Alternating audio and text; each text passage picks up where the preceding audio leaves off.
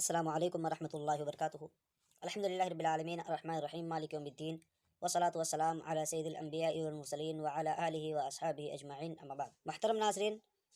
ہم نے کل کفر اور اس کے تعلق سے، اس کی قسموں کے تعلق سے چند باتیں ملاحظہ کی۔ اسی طرح شرک اصغر کے تعلق سے بھی ہم لوگوں نے کچھ باتیں سنی تھیں، لیکن کچھ لوگوں کا کمنٹ آیا کہ نہیں، شرک اصغر کے تعلق سے کچھ نہیں بتایا گیا، جبکہ ویڈیو کے اندر موجود ہے۔ کئی لوگوں کو میں نے بتایا بھی، پھر سے جا کر دیکھیں، اور الحمدللہ ان لوگوں نے دیکھ کر بتایا بھی کہ ہاں ہے۔ اسی طرح سے جو ٹائپنگ کے اندر ایک آدھ غلطیاں آ جاتی ہیں تو یاد رکھیں یہ لیپ ٹاپ کی سویدھا نہیں ہے ہمارے پاس، اور موبائل سے جب ٹائپنگ کی جاتی ہے تو یہ ہوتا ہے کہ ٹائپنگ کی جاتی ہے صحیح، لیکن جب اس پر کلک کی جاتا ہے، اوکے کیا جاتا ہے، تو کبھی کبھار خود بخود ٹائپنگ غلط ہو جاتا ہے، یا خود بخود دوسرا لفظ آ جاتا ہے، جو حرف ہم لکھنا چاہتے ہیں، جو لفظ لکھنا چاہتے ہیں اس کے علاوہ آ جاتا ہے۔ تو یہ مسٹیک ہوئی تھی موبائل سے ٹائپنگ کے اندر، اس طرح سے دوسرا چیز لکھ گیا تھا۔ بہرحال اگر ایسا کوئی ہوتا ہے بالکل غلط ہی ٹائپنگ ہو جاتی ہے تو اس کا نمبر نہیں کٹے گا انشاءاللہ، اور کئی لوگوں نے ہم سے پوچھا بھی تو ہم نے کہا کہ نہیں، اس کا اس طرح سے جو ہوتا ہے نمبر نہیں کاٹا جاتا ہے۔ محترم ناظرین، آج ہمارا جو درس ہوگا وہ وسیلہ کے تعلق سے ہوگا، تو چلیے سب سے پہلے وسیلہ سمجھ لیتے ہیں کہ وسیلہ کا معنی کیا ہوتا ہے، وسیلہ کہتے کسے ہیں، اور اس کی قسمیں کیا ہیں، اور یہ کب کب اور کہاں کہاں پکڑی جا سکتی ہیں، اور کس طریقے سے وسیلہ کرنا جائز ہے۔ تو یہ تمام چیزیں ہم آج کے درس میں انشاءاللہ تعالی سنیں گے۔ آئیے دیکھ لیتے ہیں کہ وسیلہ کہتے کسے ہیں۔ تو وسیلہ کہتے ہیں ایسے عمل کے ذریعہ اللہ رب العالمین کی قربت طلب کرنا، یعنی قربت چاہنا وسیلہ ہے جو اللہ رب العالمین کو راضی کر دے۔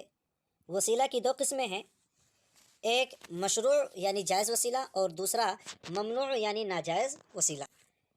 مشروع یعنی جائز وسیلہ، اس کی تین قسمیں ہیں۔ سب سے پہلی قسم اللہ تعالیٰ کے اسماء اور اس کی صفات و افعال کا وسیلہ پکڑنا۔ دلیل اللہ رب العالمین کا یہ قول ہے وَلِلَّهِ الْأَسْمَاءُ الْحُسْنَى فَادْعُوهُ بِهَا سورہ اعراف، اور اچھے اچھے نام اللہ ہی کے لیے ہیں، سو انہی ناموں سے اللہ رب العالمین کو پکارا کرو۔ دوسری قسم اعمال صالحہ کے ذریعہ وسیلہ پکڑنا، اس کی دلیل اللہ رب العالمین کا یہ فرمان ہے الذین یقولون ربنا اننا آمنا فاغفر لنا ذنوبنا وقنا عذاب النار، سورہ آل عمران، جو کہتے ہیں کہ اے ہمارے رب، ہم ایمان لا چکے، اس لیے ہمارے گناہ معاف فرما اور ہمیں آگ سے بچا۔ سنت سے دلیل ہے اس کی اللہم ان کنت تعلم انی فعلت ذلک ابتغاء وجہک ففرج عنا فکشف عنہم، یہ متفق علیہ روایت ہے۔ ترجمہ ہے اے اللہ، اگر تو جانتا ہے کہ یہ کام میں نے تیری رضا جوئی کے لیے کیا تھا تو ہماری مصیبت کو ٹال دے، چنانچہ مصیبت ان سے ٹل گئی۔ اسی طرح زندہ موجود نیک بندوں کی دعا کا وسیلہ، یہ مردوں کے لیے نہیں ہے بلکہ صرف اور صرف زندوں کے لیے ہے، اور وہ بھی جو موجود ہوں سامنے اور نیک ہوں، تب ان سے دعا کے ذریعہ اللہ رب العالمین کا وسیلہ پکڑ سکتے ہیں۔ جیسے اس کی دلیل ہے قالوا یا ابانا استغفر لنا ذنوبنا انا كنا خاطئین، سورہ یوسف کی آیت کریمہ ہے۔ اس کا ترجمہ ہے انہوں نے کہا ابا جی یا ابا جان، آپ ہمارے لیے گناہوں کی بخشش طلب کیجئے، بے شک ہم قصوروار ہیں۔ اسی طرح سے وہ حدیث ہے جو عکاشہ رضی اللہ تعالیٰ عنہ والی ہے، جن میں اللہ کے نبی صلی اللہ علیہ وسلم نے جنت کی بشارت دی، تو عکاشہ نے کہا کہ اللہ کے نبی صلی اللہ علیہ وسلم مجھے بھی اس میں داخل کر دیجیے، تو اللہ کے نبی صلی اللہ علیہ وسلم نے فرمایا تھا کہ اللہم اجعلہ منہم، اے اللہ ان کو بھی داخل کرے انہی میں سے۔ تو یہ حدیث بتاتی ہے کہ جو لوگ سامنے موجود ہوں ان سے وسیلہ پکڑ سکتے ہیں۔ اور دوسری قسم جو ہے وسیلہ کی، ممنوع اور ناجائز وسیلہ، اس کی تعریف ہے بندے کا ایسے افعال سے اللہ تعالیٰ کا قرب حاصل کرنا جس کا وسیلہ ہونا کتاب و سنت سے ثابت نہ ہو، جیسے اپنے اور اللہ کے مابین مخلوق کو وسیلہ بنانا، خواہ کوئی بھی مخلوق ہو، مثلا مردوں سے وسیلہ پکڑنا جو کہ مخلوق ہے لیکن مرے ہوئے ہیں، دنیا سے ان کا کوئی تعلق نہیں۔ اسی طرح سے ایسے لوگوں سے وسیلہ پکڑنا جو نیک ہی نہیں ہیں، یا ایسے لوگوں سے وسیلہ پکڑنا جن کو قدرت ہی نہیں ہے اس کام کے کرنے کا، صرف اور صرف اللہ رب العالمین ہی کر سکتا ہے۔ اسی طرح سے کسی کے مقام و مرتبہ کے واسطے سے وسیلہ پکڑنا تو یہ جائز نہیں ہے، بالکل شرعی طور پر یہ حرام ہے۔ اور وہ لوگ جو کہتے ہیں کہ حضرت عمر فاروق رضی اللہ تعالیٰ عنہ نے نبی کریم صلی اللہ علیہ وسلم کے چچا عباس رضی اللہ تعالیٰ عنہ کی دعا کا وسیلہ پکڑا تھا، تو یاد رکھیں آپ رضی اللہ تعالیٰ عنہ نے کہا اے اللہ،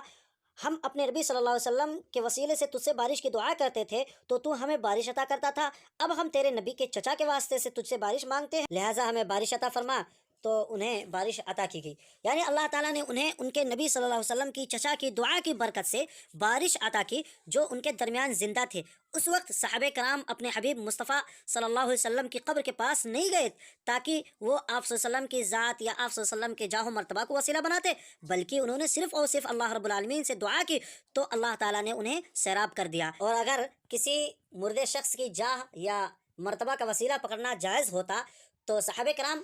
عباس رضی اللہ تعالیٰ عنہ کے پاس نہیں جاتے، بلکہ نبی صلی اللہ علیہ وسلم کی قبر موجود تھی وہاں، نبی صلی اللہ علیہ وسلم کی قبر کے پاس جاتے اور نبی صلی اللہ علیہ وسلم کی قبر کے پاس جاتے، آپ کی جاہ و مرتبہ کا وسیلہ پکڑتے اور اللہ رب العالمین سے بارش کی دعا کرتے۔ لیکن ایسا نہیں کیا، صحابہ کرام نے زندے کے وسیلہ کی طرف گئے اور زندے کا وسیلہ پکڑا، آپ صلی اللہ علیہ وسلم کے چچا کے پاس گئے اور وہاں آپ صلی اللہ علیہ وسلم کے چچا کا وسیلہ پکڑا اور ان سے کہا کہ آپ اللہ رب العالمین سے دعا کر دیجئے کہ ہمارے لیے بارش عطا کرے، تب بارش ہوئی تھی۔ اسی طرح وہ لوگ جو مردوں کو اور قبر والوں کو پکارتے ہیں تو وہ سمجھتے ہیں یا یہ خیال ایک ذہن میں آتا ہے کہ